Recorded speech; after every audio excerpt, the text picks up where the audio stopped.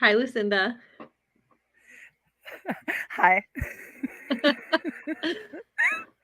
So welcome to this episode of Rising from the Ashes. We're going to get started a different way. This is the third one of these that I've done, and I feel like each time I'm learning a little bit more about what this series is meant to be and what we're creating here.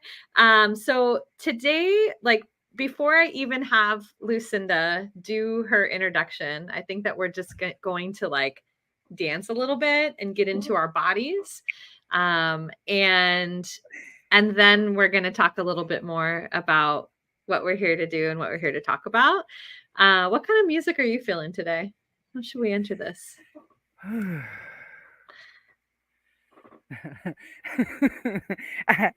5D would be all right.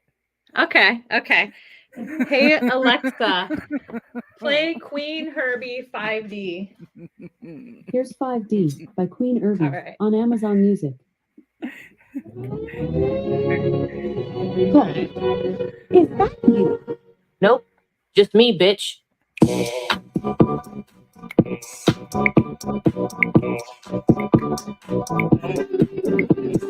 You know me, you know I'm carefree, might switch it up. Living in 5D, bitch, kick it up. When I rise like Phoenix. You know me, you know I'm carefree, might cut you off. Wanna see this bad bitch living up. When I rise like Phoenix.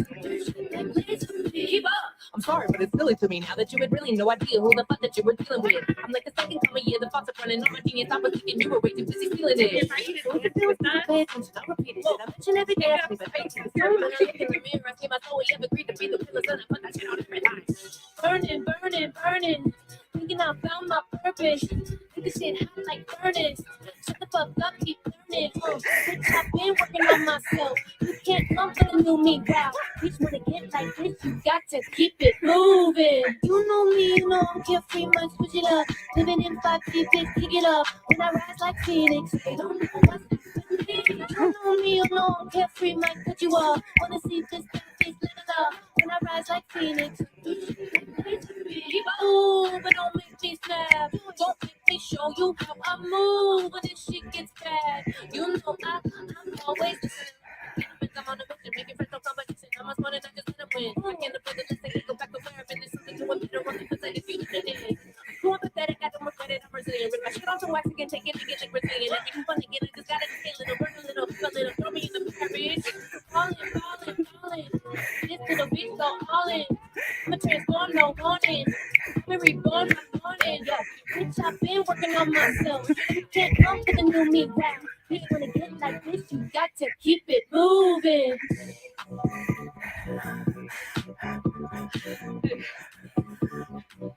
My cardio shadow work right here. You know me, you know I'm carefree, might switch it up. Living in 5D, bitch, pick it up. When I rise like Phoenix. You know me, you know I'm carefree, might cut you off. Wanna see this bad bitch living up. When I rise like Phoenix. Keep up.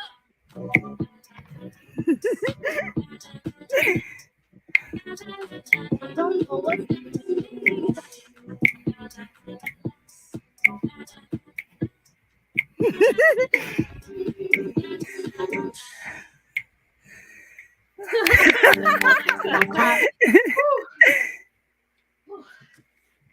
Radio shadow work. Woo! Here, let's see.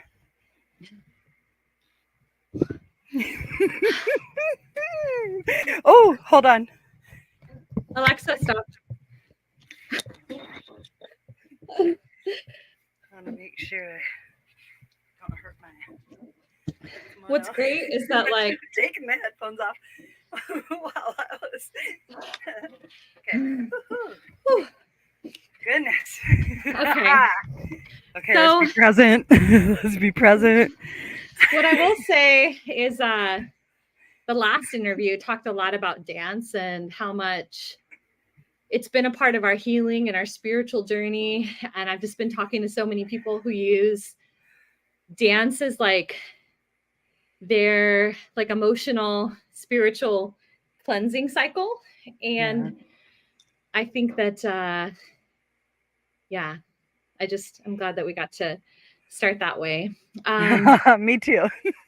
So before we get into, like, I really want to start at the beginning, like, of like how childhood was for you, but I kind of want you to give us just a quick like flyover, like in 90 seconds to 2 minutes, kind of just like a little bit about your story and some of the main things, because I feel like this is going to help bring in some of the energy for people to feel like, is this coming up? Is this showing up in my world for a reason?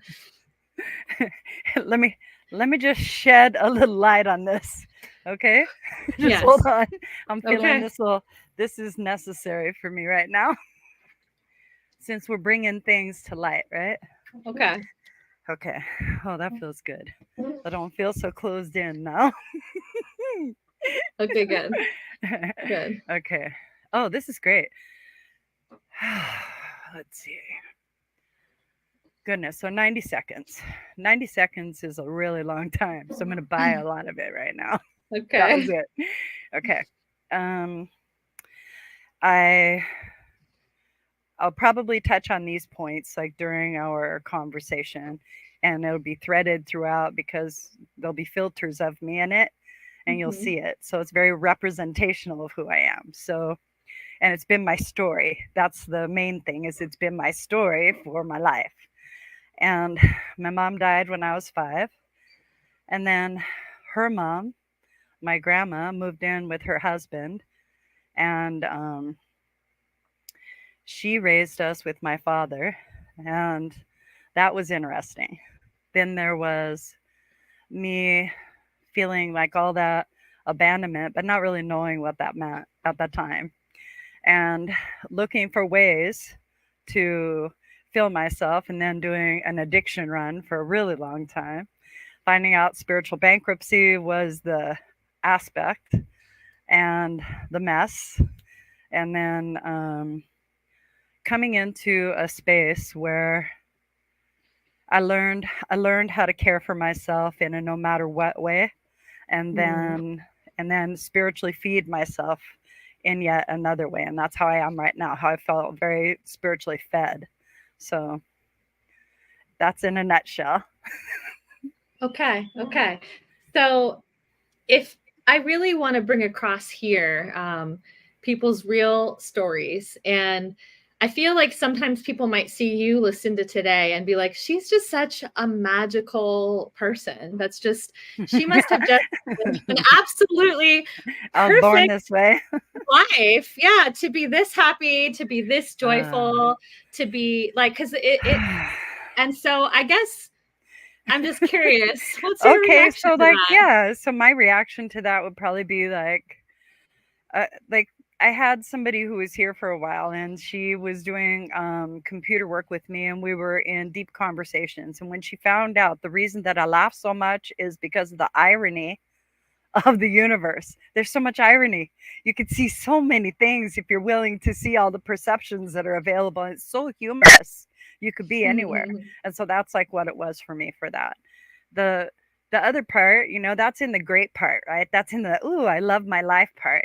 The part Yeah. that was like really challenging, right? It's even challenging for me to take my energy and place it back into that circumstance, right? Because that's what I know I'm doing now. I didn't know that's what I was doing before. So going back to when I was in prison because I couldn't stay clean, right? That was devastating to myself. But the path to get to there was even more devastating to myself and those that had to bear witness, right? Thank And you for your honesty, because I felt like we were talking about things in a very general way. And I really liked when you talk about it in a specific way, because I feel like your story is a story of many. And your story is a part of why you are here today and why you hold so much light. Is I really do feel like we find our freedom in the darkness. And so I guess I'm just curious about, if you had to look at like your mini dark night of the souls or the most like transformative ones, which was the one that you felt, with the wisdom you have now, really Ugh. did so many things, or maybe got you on this path today? Right.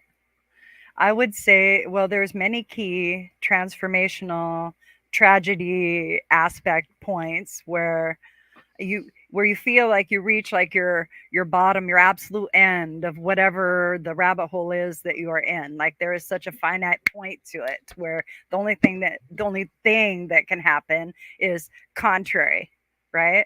And so, and some people will survive it, and some people won't survive that.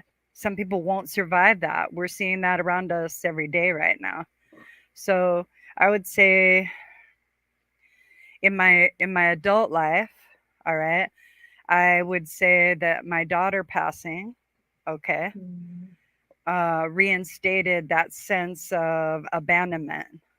And I didn't know that that's what I was feeling, but I felt very empty, even though I was very cognizant of, I was more cognizant of those around me because it was easier for me to be in their space and hold space for them. These are words that I use now. That's not how I felt then. How I felt then. Can we talk about your daughter, like in the story of that? Yeah, we can. Her name was Jillian, and my now daughter, Brianna, right, is very gracious and loving, and she named her daughter Jillian. So it's very interesting, and they have different spellings and everything, totally different people, which is very cool. And Jillian was 2 years and 2 weeks old when she passed, and it was from a congenital heart condition that we were unaware of until she was about 18 months, 20 months, right in there. And we went for testing, and I had like I had an idea. And when this idea came, I asked the physician's assistant who was doing her checkup, right? A child checkup. Yeah.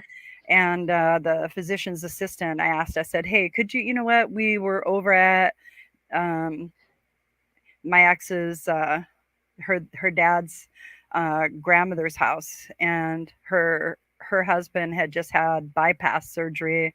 And so she had mentioned that Jillian looked like she had like a pigeon chest, and that means that like it's an enlarged heart, and it makes the rib cage go like this. Okay. And she had been wearing a gathered dress, and I thought, nah. And so I asked that question, could you listen to her heart one more time? And I knew in that moment when I asked that something was going to be found, and I wasn't sure exactly what that was. And I wasn't making decisions about outcomes or how I was going to behave or what about me. It wasn't like that. I was just in this suspended state of awareness. And I could feel that Jimmy was there with me. And both of us, we were trying to navigate this. Who is Jimmy? Jimmy is my ex-partner. And, okay, so Jillian's father. Her dad. I'm curious when you say this, because sometimes people have trouble distinguishing between like intuition or like a knowing of something versus something that's fear, like that kind of comes in and it feels very real. Like how did you know, like in that moment, like, or looking back, that it was some kind of higher knowledge? I would say that in that moment, right, both of us felt like we were holding our universal breath, right? And there was such a gathering of what was going to come, right? And we were both in it so wholeheartedly. And when the physician's assistant listened to her heart again, the energy shifted. It shifted, and it showed us that change was imminent. And both of us were like starting to, process whatever the fuck that was going to be. All right. And they asked if they could get the doctor. And so we said, yeah. And so what are you going to say? So the doctor comes in, and the doctor tells us that there's a possibility. There's an echo. First, the doctor listens, and there's an echo. And then the doctor listens again and says, there's a lot of movement. And then the doctor listens again. And then when the doctor listens yet again, and everybody's so quiet in that examination room, and there's like no sound other than Jillian's breathing, like, because we're being so quiet. And as the stethoscope is going up and down, it's almost like I'm understanding in that moment my world's going to get rocked, and it's just so suspended. It's so suspended. There's no anything. And the doctor said that there was a possibility of her having a hole in her heart. Okay. And we didn't know what that meant. We had no idea what that meant. And, it was just very tumultuous for us, all of us. And we just, we made arrangements for her to be seen over at Loma Linda University Medical Center. And that comes up in my story later. And so anyway, we were living in Banning at the time, and his father was gracious enough to rent the house to us that he owned, and so that was really nice. And it was a cool life. It was a cool life. It wasn't bad. We were kids. And then how old were you at the time? 18 when I got pregnant, and then we got married, and then 19. Well, 2 weeks after she was born, I turned 19. So yeah, he's the same age. Wow. Okay. Yeah. Okay. So a very young mother. Jillian was your first baby, right? Correct. Wow. Okay. Correct. Okay. Yeah. No, thank you. Cause I feel like this is good to kind of just place, really to tell your story. And I mean, what was it about, man, there's so many things here that I feel like I feel like I just want to be honest, that I feel pulled in so many directions. And I'm like, I know that this is a very hard, triggering conversation. So part of me is thinking, okay, I need to make sure we put this out there, before anyone watches it. But at the same time, I feel like everyone feels very alone in the dark. And I even feel that there's that part of me that when things get really heavy, or when they play on my fears of, like, of course I have two beautiful children who are 4 and 7. And I understand that we are talking about every parent's worst nightmare. And I understand that it's something that can be very hard. It's a very hard topic for people to go to. So I guess I just want to not just have that inner experience and not share it, but I guess just kind of normalize that sometimes. Like, did you feel lonely after this happened? Did you find that people had a hard time talking to you about this? I think it came down to my willingness to interact with people around it. I think that's what it really was. And so I was very controlling as to how I would tell the story, how I would, because it's a lot of energy. It's a big charge in my body. And I didn't know that I was like just giving it to whoever I was talking to. And sometimes people didn't have that capacity, and they felt like they had to fix it for me, and they wanted to give me solutions. And I wasn't ready to hear solutions. And, and I was still in the abandonment of my mom dying at 5. So here I have a bracket, a daughter and a mom, and they're both dead. I'm not angry. But I have a lot of fucking questions, so many fucking questions when she dies. I think when my daughter dies, right? And we're living in Banning, and I get a newspaper, and Sally Ride is the first woman sent into space. And the doctor who operated on our daughter, he was Dr. Bailey, and such a world-renowned surgeon. And he used to give his time down in South America freely to do like surgeries, intricate surgeries that they couldn't necessarily do. All right. And in that one time, all right, within that same time, all right, it was after she had passed, just after she had passed, or just before she had him as a doctor. That's what it was. He had done baby Faye, the baboon heart transplant. Oh, wow. Right. And so he was and top of the field. So Wow. there's no blame or anything like that. I There was see. just this Yeah. huge universal question, not why, but if you could do this, right? If we can do this and we can do this, why couldn't we? Why couldn't we Mm, do that? And so that was the big question. And it was mm, it was always a we question because I couldn't let it be a me question because that's what I was going through. Why couldn't I save her? And so I had to make it mm, external for a really long time. And that's how I got mm. through a lot of my life, living externally, which pushed me into a deeper understanding of being numb, right? What would you want people to know about, like, how to maybe care for themselves or love themselves? Like, now that you have this expanded understanding, right? Of like what it's actually like to go through that, and Mm. maybe knowledge of the shame that you've carried around that time in your life. And I guess what Yeah, would you want to say to I'll be people? really Yeah. honest. I'll be really honest, okay? Yeah. So Jillian was in the hospital at Loma Linda, and the last little tidbit of her life was like difficult, but like, man, we were really young. We were really young and we were doing silly things that you were doing in those times. And it was like, smoking weed and, you know, maybe doing some other shit, silly shit. And it Yeah. wasn't like we were really deep in it or anything, but it was like we were trying not to feel anything that we were in at the moment. And we were doing our You didn't know best. how to handle it, right? This is how we were processing our life in that Life moment. kept going on around Oh you. yeah, oh You yeah. probably And there still was had so bills. much anger. There was so much Mm, anger at both of us, each of us feeling powerless, and we didn't want to blame the other one. Both of us were really holding mm, that energy of trying not to blame the other one, but every time you look at the other one, it's such a reminder of what we're going through, right? And mm, just that communication where we didn't have that as children, so we didn't have that as adults, so we didn't know how to communicate.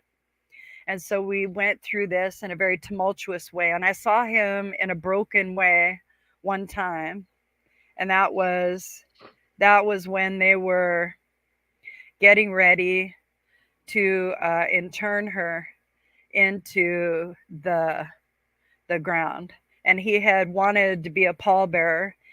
And as he was carrying her, that's when he just, whew, life stopped. And so I mm. I witnessed him, okay? And so it was like holding a lot of space in this understanding because I'd been through it before with my mom. So just understanding, right? And then we're in the same cemetery where my mom and my dad, well, not my dad at the time, but my mom and my grandpa were buried. So I'm like feeling all kinds of stuff. Yeah. Yeah. And then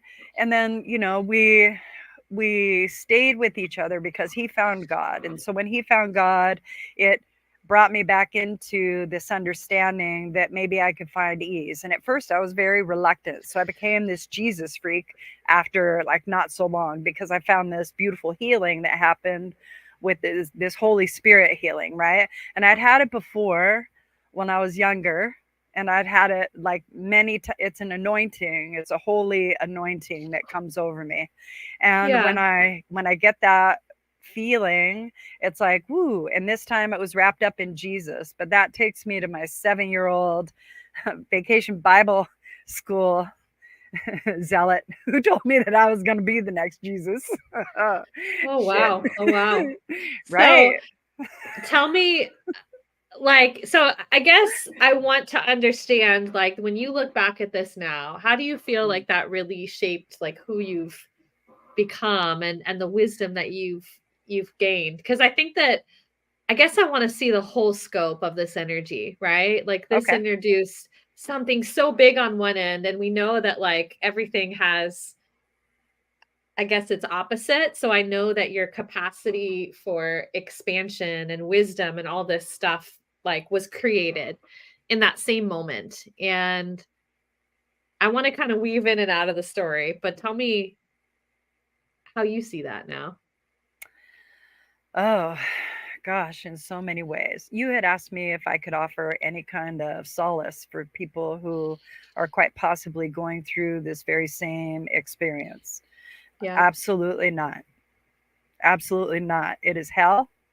It is hell.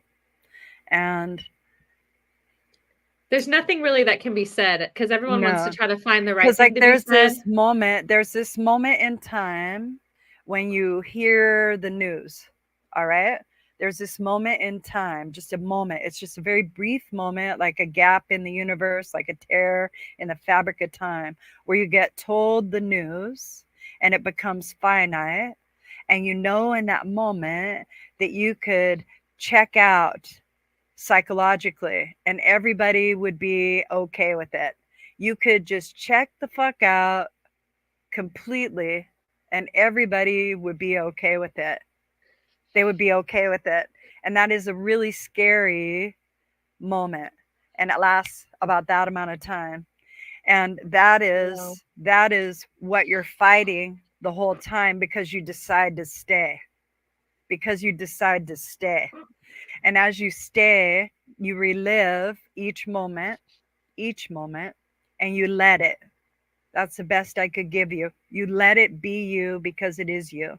And you love this person. And you just keep loving this person and keep loving you with this person because they love you, right? They love you. They chose to be you. They chose to be with you, right? So just that's what I would say. All right. And it's a it's a it's a walk. It's a walk, not a run. It's a walk because it's a becoming. It allows you to illuminate darkest aspects of what your capabilities are. It lets you know that in those hopeless moments where you quite possibly made wishes. Like at the time, I was getting ready to turn 21 years old.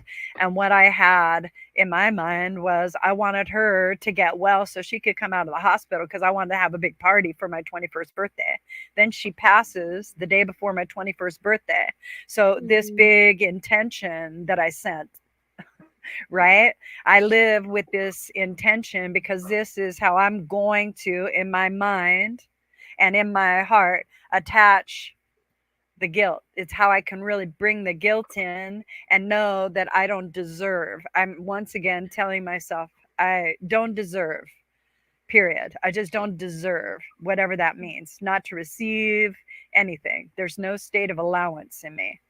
And so now I go into spiritual bankruptcy, right? So are you saying that there was a lot of Sorry. like shame and blame like that you had towards yourself like at the time? Like is that kind of what you're saying is that it was it kind of there was a way Yes, that because you you were don't. really hard on yourself back then. Is that what you're Oh, I saying? would say, yeah, and that's like the Okay. process. That's part of the process. And there's like a lot of what ifs and there's everything. What I would say is this is that when somebody offers you condolences in any way or they try to offer you sage advice or a better feeling or a different shift and you're resistant, know that this is them expressing their powerlessness in the situation to shift you into a better space. They're just telling you how powerless they are and this is the best that they got in the moment. This is all they can do for you, and it's actually an expression of I'm holding space for you. I'm holding space for you. And this is how I can show up. And you don't realize that until you're further along in that journey. And you can give people grace because you start to give yourself grace. For Yeah. people that maybe know somebody in their life that might be going through this, I imagine they might watch this and hear your story and have a deeper understanding about what it might be like for their loved one who's walking through this right now. Is there anything that you would want people to know of, like maybe what would have made you feel the most supported or the most loved or seen at that time?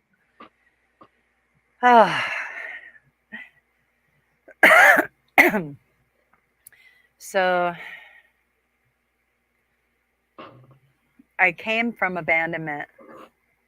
So at that time when my daughter passed, it was just a reopening of how I showed up at 5 years old. And nobody could have shown up any better than the people who were around me when I was 5, and they were there for me when I was 21. So I think that I am in alignment with everything, and that was not an easy. What does that mean? Being journey. in alignment with everything. I understand that. I didn't really assign God blame as much as I wanted accountability, and I didn't know what that looked like. Oh, thank you. That's another good one. Okay, so anyway, I went into an agreement after that. Okay. And my agreement, first I got into God, and then all of a sudden our marriage fell apart. There was a lot of stuff that took place. After that, I got deep into drugs. After getting deep into drugs, I went to prison. When I went to prison, and that was after a few incarcerations. So it wasn't like Right. Oh my goodness, here we are. Do you feel that the story with Jillian is kind of like what set a lot of other things in motion? Is that kind of what you're saying here with this? That it kind of was I'm like saying this that thing it was like, really because changed things. Yes, yes, clearly. exactly. Right. Yeah. So depending on the trajectory, is like I didn't have the tools that I have today. Okay. And the tools that I have today came from various parts of my journey. Parts of my journey. And one of the biggest tools that I have is NA, is Narcotics Anonymous. I am not a current participatory member because I'm not in total abstention, because I do what I want to do. But the thing is that I rather than, but the thing is, I don't want to say it that way. I do what I want to do. That was uncomfortable for me because I'm saying it on camera. Well, here's something that I want to add in is that, and I know that this might be kind of polarizing based on, of course, because I have a lot of close friends that work a program that are like very program forward, but I also tend to be a member of like the hypnosis community and go to conferences and get to sit in on things where people are like, you know what, I actually don't know if that's the best for an individual, for them to be reaffirming that they are forever sort of being this addict. I am forever this, and kind of like that from a subconscious level, there's people that would really say that's probably not it. But at the same time, I kind of like, I can see both sides. I can see that everyone's going to have a different path with things. So I think I just want to open up the energy a bit, because I personally agree that, like, I think for some people, like program and like strict program stuff is absolutely going to be the right path. And I think for other people, there's a lot of different options, and a lot. And that I think that a part of this journey is learning to trust yourself. Yes. And trusting your insight. And it's probably a part of your path as well to manage the shadow aspects of what might people think if they knew this about me. What might they say? And so I just kind of want to normalize that and what I feel here, because clear. Yeah. And so this is why I think these kinds of topics in life, why people are not talking about this shit on social media, is because we're so afraid of what other people are going to think. And it seems to be this constant journey, because you've pulled off a lot of layers, and you're a very expressive, true to yourself woman, and there's always more. It's like, wait, there's more. Oh, there's always more. It's like, oh, that one's on there with like cellophane. What the fuck? And how many, what is that? Is that shrink wrap? Oh, okay. I see you had to heat it to make it stay. Nice. So I just want to say to you that I see you and I love and respect you. And I know that the life that you've lived, that your soul clearly chose this path for you. This is not something that you deserved or that you attracted. Like, this is something that your soul, right, came in to experience. It feels very specific. Yes. To become this very exceptional woman that I feel like is so expanded and capable of such joy and light. I really feel like damn, like I know that people that I meet like you in the world have been through some shit, that it was not an easy path, and that they are this fucking grateful and joyful and powerful in the world because they walk through some crazy shit. And yes, like I feel like I guess I just want to love on you a bit and really just be a mirror for how I see you and how grateful I am for you to be showing this part of you in the world, because I know how many people are going to be able to love themselves because you're showing up like this. So thank you. You're welcome. You know, that was a journey in itself, right? Because like I was still in the program of abstention, right? And I met this wonderful woman, Shaman Isabella. And Shaman Isabella, I had heard things about her in the program, found out about her from somebody who was in the same meeting with me. And so I was very excited. And then I found out that, you know, she wasn't in the program and practicing like my Nazi aspect in the moment, right? And so I didn't know how to feel about that. And I was super judgmental in many internal ways, right? Like, oh, well, I could never, blah, whatever. And anyway, so she's very gracious and we talked like lots. We talked lots, and then she had come to a meeting with me and we just kind of, you know, I looked at it, and in that moment I realized lots of things in that meeting, that it was difficult for me to sit and be a witness without accountability. Okay. My own accountability, my accountability in an energetic way, my accountability in this new path, right? In this very spiritual path, right? Well, I think you probably needed total abstinence until you didn't, is what I'm hearing. That there was a time. Oh yeah, absolutely. If I wouldn't have, because I was like, I was living on the street. I had put my kids through hell, a veritable hell. And it's something that I work through on a regular basis, because I'll get flashes of some of the shit that I did as a parent. And it's really difficult. It's difficult to look at yourself and see what you're fucking capable of to somebody that you say they love so much, right?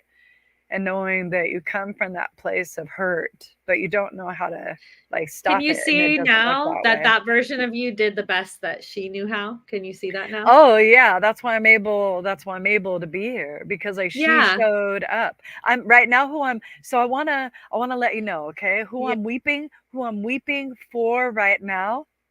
Is for the woman who had to show up at that time. I love her. I love her so much. She showed up. She was the one who like said, hey, this is how I'm going to handle it. And this is what's going to happen. And she couldn't find her ass with both hands. This was too much for her. This was too much for her. And oh man. How do you want to thank that version of you for how she showed up at that point in your life? Oh man, I'm always grateful because she keeps showing the fuck up. She shows up and she says, hey, let's just do this. And, you know, I have many versions of me that show up now, and it's a better balance and blend of acuity, which is nice because I've healed with myself and loved myself intimately with who I am now, right? And who I was then and who I am with that, because that's me. That's all me. And the more that I allow myself to illuminate the darkest aspects of the deepest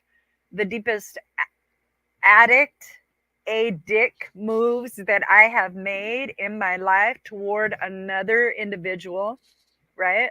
And just knowing that I have choice now, right? It lets me sit with it and understand. It doesn't make it okay. It's not okay. That's not like, that isn't part of the process. Right. Part of the process is allowing me to just accept and surrender to who I am and can be. Right? Tell me how you've come into such a place of love for yourself, because I think that that's the real thing that I see within you, is that you, to me, feel very free within yourself, and you've created a world that is so joyful for you as sort of a reflection of that freedom you have within yourself. So Uh, after going through all of that, like, I guess I just want you to share with us how did you get to where you are now? That's just really, I think, a big one I want you to talk about. Okay.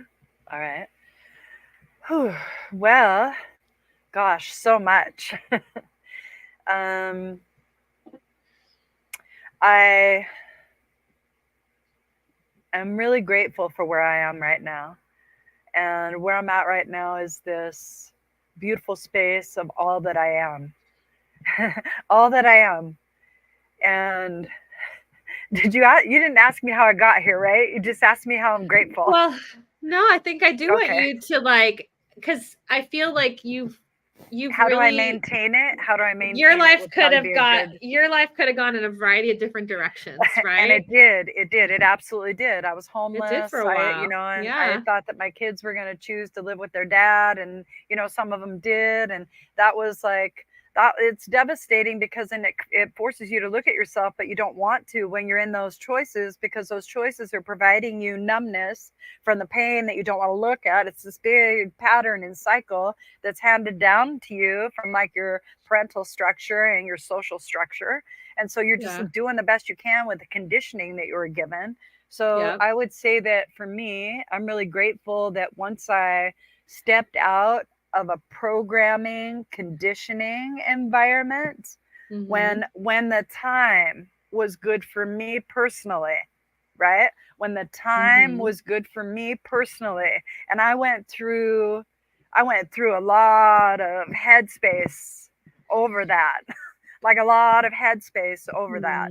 And when I made that decision to be the authority in my life and use principle structure to delegate my actions. Say this the simpler way, because I feel like sometimes I just want to, okay, thank you. Yeah. Nope. That's good. Okay, so when I really want people to hear. No worries. When I decided, well, because like, you know what? That's good, because like my son said something like that to me. So I appreciate you bringing it back down into reality for us. Okay. Yeah. Yeah. So I'm very philosophical because I have a lot of words. Yeah. And they play a beautiful like that too. melody, and they play a beautiful melody, and it sounds so nice, and then everything will work out, blah, whatever. Okay.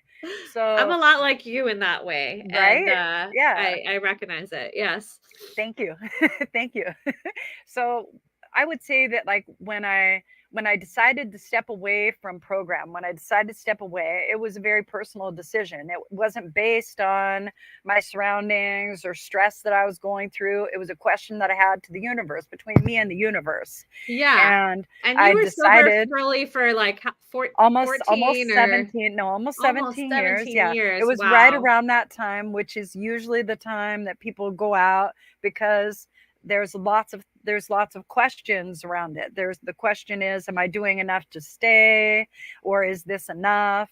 And for me, I was really asking at that time for about 5 years, 6 years, like, is this all there is? Is this all there is? Like, because I wasn't engaged. I wasn't engaged fully. I could feel it, but I didn't understand it. I didn't know what I was missing. Was leaving AA at that point kind of like a similar feeling as someone leaving like a Mormon religion? Like, did you feel like yes, it really tore apart your world and your connections? I would say I wouldn't compare it to that indoctrination. Okay. But it is definitely tied in ways to God that are very reflective of a dogmatic or theologic perspective. Okay. And so it's based in what is considered spiritual principles. And so when you look at it and you internalize it and you do the actions that are there, right?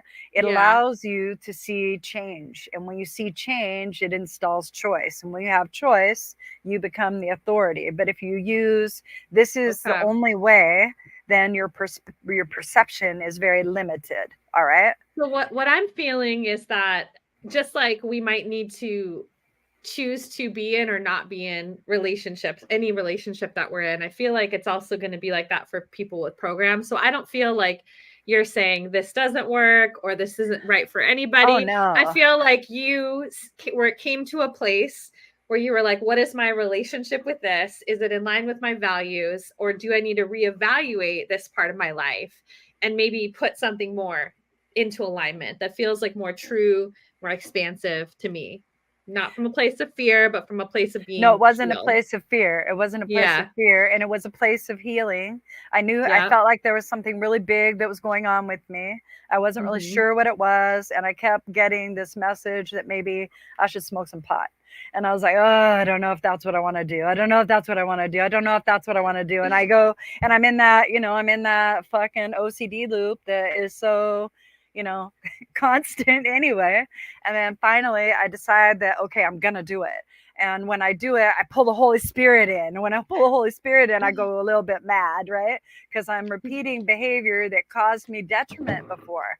And now when I do it, it feels totally different. And it's so foreign. I don't know how to process it. I'm shocked. My whole system is shocked because of the response, the way my head feels, the way everything is going, and I don't know what to do. So I engage somebody who is in program, and I go, I'm going crazy. I'm thinking that maybe it's my mother healing I have to do, and I smoke some pot. What do you think it is? She goes, it's your mother healing. I go, shit. So, oh my gosh. So that's what opened it up for me.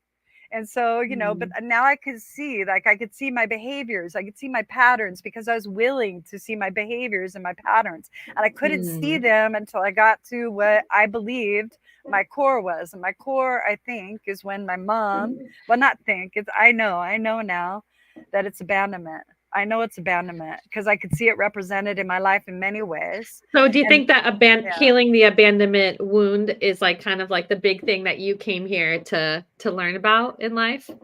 I think that helping others as well as myself, right? Yes. Heal from the abandonment of society, of spirituality, of oneness is what I'm here for. That's what I think I'm here for. Yeah. Yeah, no, I love this. So tell me how you feel like it might have been important for you to have that experience in order to help others through that. Oh yeah, I've seen it over and over. I was asked by a friend, hey, do you see things, do you see a lot of circles? Do you see a lot of circles close around you? And I think to myself, I go, oh my gosh, every day, every moment, because I'm willing to look at myself, right? So when you're willing to look at yourself. What does that mean? Circles close around yourself? So when Jillian died, I knew I had this internal understanding because I was already offering solace to others, and I was in it, right? I was in the experience. Okay. And so I knew that I was going to do that in the future. I didn't know why. It wasn't the why of the situation, but that's what I would allow in the moment. So So what happened was it was probably several years. Okay. Several years. And then all of a sudden people started talking to me about children passing in their lives in a variety of ways. Okay. So you started just attracting this kind of situation going on around you. Right. And I have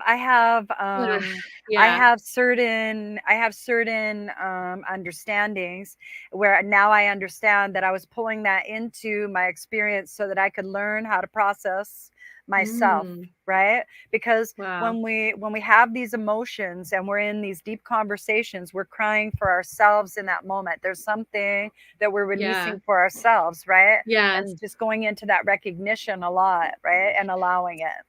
So what I was feeling as we were talking is that I'm like, I don't know if this is exactly an interview because I feel like it's a healing conversation of something that is probably some of the most challenging things that you've walked through, clearly, right? And that we're talking about it in a new way. And I feel like your consciousness in this moment, Lucinda, in this moment is taking a look at it and seeing something different or healing something a little more or just sharing a new I'm facet of very present. perspective that I'm you very have on it. present in all of my aspects. I'm very present in all of my aspects. Yes. And it was a willingness to look at the fear I created around looking at my aspects. Does And this so, feel, yeah. how does this connect in with like shadow work or for people that are like, may or may Okay. not be familiar with it? Like, I guess I'd like you to talk about what that means to you, if it's been important to you on your journey. Yes. So for me, my definition of shadow work is that I will have a feeling about an interaction. And in that feeling or interaction that I'm in, I will experience something internal. Okay. And if I'm not centering myself regularly, if I'm not grounding to the Okay, earth. so let's give an example Right. here to Yeah. ground So this down. Yeah. yeah, because if I'm going to tell you my process, I'll tell you my whole process, and it's not a big process. It's a pretty easy process. But the first Okay. thing that I do is I ground to the earth, because that's going to be the biggest I want to electromagnetic back you field, up. I right? want to back you up to make sure everyone's on this bus. It's meant to be on this bus here. Okay. So Shadow something work. happens, right? Yeah. So something triggering happens, I guess is Something's what going to we'll say. happen. That's right. Something Gonna triggering happen. happens. And I then felt triggers. That's why I said, oh, we got to ground. okay, so I guess an example I'll give one is like for me, like I feel like talking about the weed stuff can be a trigger for me, because I feel like my shadow part does not want to be seen as an addict or a person who might be just like a lazy stoner. So those would be kind I of don't like want to believe. identity. Here's what it is. I I don't don't want want to to take on them. believe that somebody else is going to have an ill feeling toward me or change their Yes. mind of me because I Yes. have a behavior. So And there's that the is what ego that wants to relationship be is. That's liked. what relationship is. It's Yes. about behavior. So I kind of want to just put a loose definition that like the shadow part is like the parts of us that we do not want to be seen as. We're like, if there's anything that you're gonna say about me, think about me, like I do not want to be associated with this. I am so not that. It's like all of that stuff that we get very protective, and we're like, don't talk about it, and we're like, I need to change who I am. Like that's the kind of things that we're talking about here. Okay, so that something like that happens, and you notice like let's talk about what we notice going on inside of us, the internal conversation that happens when we get triggered. Right. Well, the internal conversation sort of goes like this when it first starts out. What the fuck? And so it's in there, right? And then you're looking outside immediately. You're looking outside. Something's causing this. Something's causing this. Something's causing this. And you're like, Yeah. oh shit. Oh shit, there's nothing causing this. And then you get disengaged from the external world, and you go internal. When you go internal, you're like, I don't want to deal with this. I don't know what this feels like. Why do I feel like, oh my God, this has to be? And then you're searching. You're searching. You're searching for who you are. And who you are in that moment is an age and an experience. All right. And when you find that age and experience that's saying that it needs attention from you, it needs love and recognition, it needs unconditionality, it needs surrender, it needs acceptance, it needs your wisdom from now, not in a shame, you should have done it way, in a I love you because you showed the fuck up way. Okay. and then you just go in and you love on you. You love on you. You love on you. And so that's all part of shadow work. When I was and it's acceptance. It's like doing a fourth step. If you're like listening in your program, it's like doing a fourth step, but doing it in a way to where you're not listening anybody else's shit at all. It's all you. There's nobody else involved in this whole thing. It's just all internal. And that's shadow work. That's shadow work. That is learning your spiritual self. That is how you learn what your capabilities are, because you begin to love who you were when you showed up in that moment, because that's who you are now. And so really, really surrendering and saying, okay, so this is me. Oh, Well, so I that's think the reason. I think we have a lot of fears of relationships ending, people not liking or loving us anymore, or not having as much opportunity or money. Like, if it's like, I feel like at the core of it is people have this fear of, if they know who I really am and all these things, that it might change things on the outside, right? It might put Correct. me at risk. I might not be safe. And so I think I just want people to see, like, this is such a universal thing that we're talking about, like, beyond what people have lived through. Like, but I feel like, I mean, your life today, tell people about like what you do and who you are in the world, because I just feel like I want to really bring in that energy as well, because it's a special, you're a special person. I'm lucky to know you. I'm lucky to know you, and I'm lucky to Oh, know me. yes. So yeah, well, nowadays is a great time to know me. And before, all the days have been a great time to know me. Yet this is the best time to know me. This is the best time to know me if ever you're going to know me. It's when I am on point and I am spiritually connected and I am full of nothing but unconditional love for you, no matter who you are. And this is the best time to love me and know me. Yes. So, I don't know. I would say that this particular vibration is something that I practice. I have like a lot of fun, but I go through all of that. It's a different vibe. So, understanding that it's a different vibe, it doesn't mean that I can't recognize who I am in that moment in an internal field, right? Because I have like my son on my heart right now because of this conversation, because like I'll go and I'll process like the things that I've held on to for a really long time. And that's what this has done for me. It's given me an open field to be able to really look at the relationships and my behaviors, right? And to accept whatever the behavior was and to really love who I was in that moment, because I could see so much, right? And I get to bear witness to the amount of healing and change and gift that I've given myself called life. So it's like, whoa. And every day I wake up, it feels like, oh, I'm here again. Yeah. I'm here Yeah. again. Yeah. So, do you think that it's true that people that live through like really dark, hard times have like, they also grow in their capacity for like joy and love in their life? The way that I apply life now is through like a lot of metaphysical, spiritual philosophy. Okay. So spiritual philosophy includes like modalities and energy, holistic practices. It includes religion. It includes everything. So that makes it Yeah. nice for me. And so it shows up in everything that I am. So I appreciate that. So using that terminology is easy for me. What it comes down to as far as being able to change is, are you willing? And so when you get this big internal struggle, okay, and you impact it by your unwillingness, you are literally holding your foot on your throat of expression.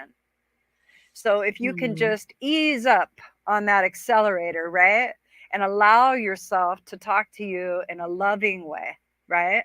In a loving way. So I'm getting ready to do a book, right? So the book is going to be based on what we may say to ourselves right now and what spirit would like for us to say to ourselves. So maybe Love we it. say, "Oh, you're such a dumb fuck." Okay? How many times has anybody walked away from a conversation, okay, that they feel like they've been bested in and said shit like that To themselves. or to the other person? Doesn't matter, they're the only ones hearing it, right?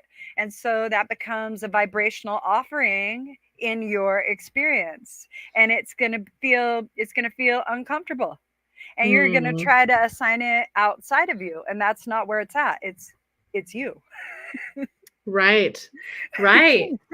Yeah, there's a lot to say there. So I'm glad you're writing a book about it, because I do feel like it's a big topic. It's an important one. Do you feel like what you've walked through has kind of inspired the business that you have today on some level, that it really is? Do you feel like it's almost like something that your soul chose to open up these gifts and this understanding and this light within you? All right, that's a fair question. I would say that my first understanding of the spiritual connection and energetic understanding that I really came into was right after my mom died. And I can really, like during that, before that, I can see things. But I had an experience where she was passed, and it was directly after the funeral, and she was lying on the bed, and my sister was standing across talking to her, and my dad was at the end of the bed, and he was weeping. He was on his knees. He looked like he was praying, and I was consoling him and rubbing his shoulder on his left side, and my mom beckoned me to come over and talk to her. So I walked around my dad to her side of the bed, and she told me, she says, hey, she didn't say it like that. She said, Lucy, tell daddy mommy said everything's gonna be okay. I said, okay, mommy. And I walked around the bed, and I went back to my position that I had taken up on his left-hand side. And I started to pat him, and I said, daddy, mommy said everything's going to be okay. It's going to be okay. And he just lost it. That was it. And that was the moment that we truly disconnected, he and I, in a way. All right. But it was also me looking over at my mom. And then she and Susan, my younger sister, had finished their conversation. My sister was 3 years younger. So your mom had passed at that point when you got exactly that message. Exactly. Okay. Right. And so that was like my first understanding that what the physical wasn't all. There was a real good connection in that moment where I understood. I really understood. Where, like, and you were 5 years old. So yeah. I feel like you hadn't yet shut that part of you off, because there's a lot of people that have those young experiences, and I tried to shut down. Yeah. Right. I tried to. Well, because like with abandonment, anytime something comes close to you that feels really, really good, you're going to push it away because you're afraid it's going to leave you once you receive it anyway. So that's like a habitual pattern that you have. And that creates behaviors around that, because you're too afraid to receive. You're too afraid to receive because it might go away. So this is a big story for you. It's a big theme. So for the I don't know where I was. I'm sorry. It's okay. I know that we could talk about so many things for forever and ever. But I think we were talking about where I am today, right? And what I do today. Yeah, just to see, to tell people what you do, because rather than, I want you to be specific about your business and what you do. I recall now. I just got lost in that story again. It's okay. It's okay. All right. So anyway, so that was like when it first really opened up for me. And then along the line throughout my life, I tried to shut it off. I tried to go God. I tried to do a lot of different things. Then I tried, tried being a productive member of society, and I'm coming into the office and I'm hearing all these voices. I'm going, God, they're really loud today. And I walk in and nobody's mouth is moving, and oh, fuck, here we go. And that's when I really started to disconnect with the reality that I was trying to hold on to. And then I had, there was a series of things that took place. And then I knew that what made my decision in that moment when I turned that corner. So let's assume people don't know anything about you. What are the kinds of gifts that we're talking about here? I can read energy very well. Let's say it this way, because this is more accurate. All right. I'm in awareness that in oneness is my relation. That's my relation. I'm in relation to all that is. I'm in relation to you. I'm in relation to this broadcast. I'm in relation to the glass of water. I'm in relation. It's a relationship, right? Okay. And that we're all connected. And in that connectedness, I can move into, that allows me. It's an allowance, right? It's an allowance for all of us. It's permission, not only for myself, but for others to be in their expression of who they are. And that's very important to me, because I want to hold that space, because whatever is taking place is what is taking place. And if we can recognize it, we can hold it, recognize it, and then decide if we'd like to change it. If we can't, if we keep shunning it, right, then it's not going to change because we're in that denial. So how I live now is like that. That's the sort of stuff. So when I talk to somebody and I have a private client interview, I'll go ahead and we'll shift energy through a series of conversations. I might do a crystal therapy with them. I might do a foot bath. I might do foot reflexology.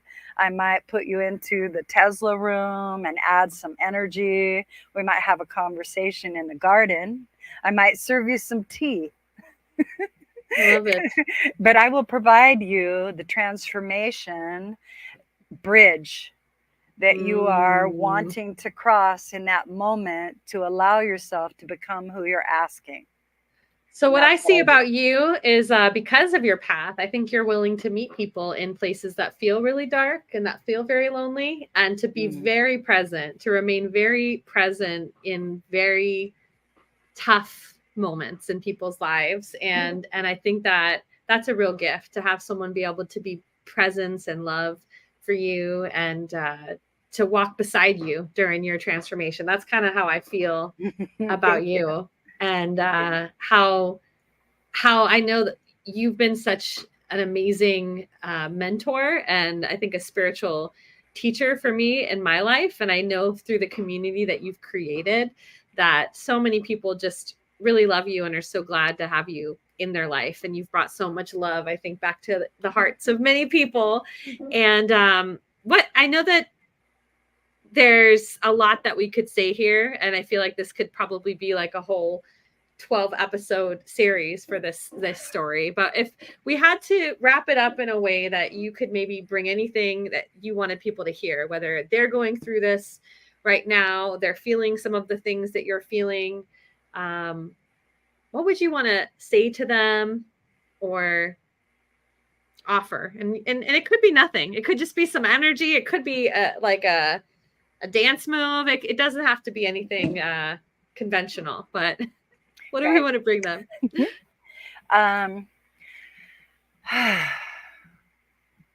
If in a nutshell, I had to sum up what best works for me to allow me to enjoy myself in this lifetime with my choices, right?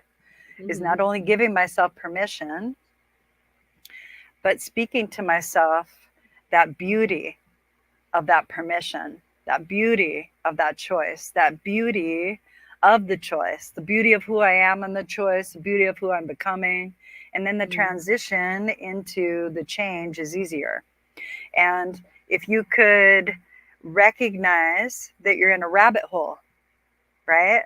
And bless the rabbit hole for what it is and where it's at in the moment, and then step outside the rabbit hole, you'll get a new perception. And you'll be able to problem solve your life, if that's what you want to call it. But really what you're doing is you're recreating the way that you want to experience yourself. And that's how I call it. So these are terminologies that I would like for you to change. You know, just change into a love language for yourself. Oh, I love when I make these choices.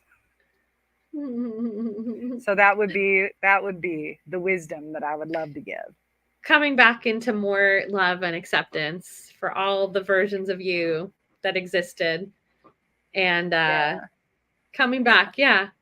Thank you. The word beauty, the word beauty is a really powerful word. It's very powerful. It's a force of nature.